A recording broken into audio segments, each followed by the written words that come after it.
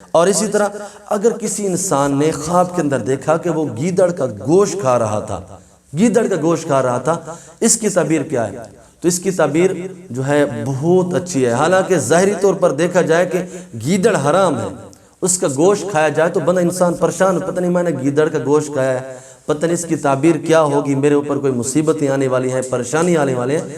علماء کرام فرماتے ہیں کہ اگر کسی انسان نے خواب کے اندر دیکھا کہ گیدڑ کھا رہا تھا، گیدڑ کا گوشت کھا رہا تھا، تو یہ بہت اچھا خواب ہے۔ اگر ایسا انسان بیماری کے اندر مبتلا ہے تو وہ بیماری سے صحت پائے گا، اگر قرض کے اندر مبتلا ہے تو قرض سے چھٹکارا پائے گا، اگر کسی قید کے اندر مبتلا ہے، کسی قید کے اندر بند ہے، جیل میں بند ہے، ان قریب وہ رہائی پائے گا، اگر کسی سفر کے اندر پھنسا ہوا ہے تو بخیریت، امن اور سلامتی کے ساتھ وہ گھر کو لوٹے گا۔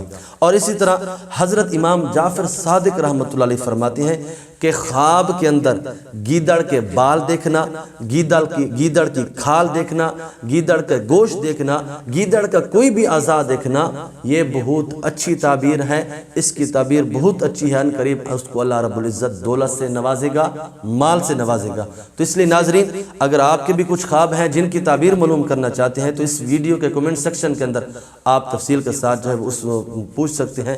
اگر ناظرین، اگر آپ کے کچھ خواب پرسنل ہیں جو آپ پبلک طور پر نہیں پوچھ سکتے تو آپ ہمارے دیے گئے واٹس ایپ نمبر پر بھی آپ پوچھ سکتے ہیں۔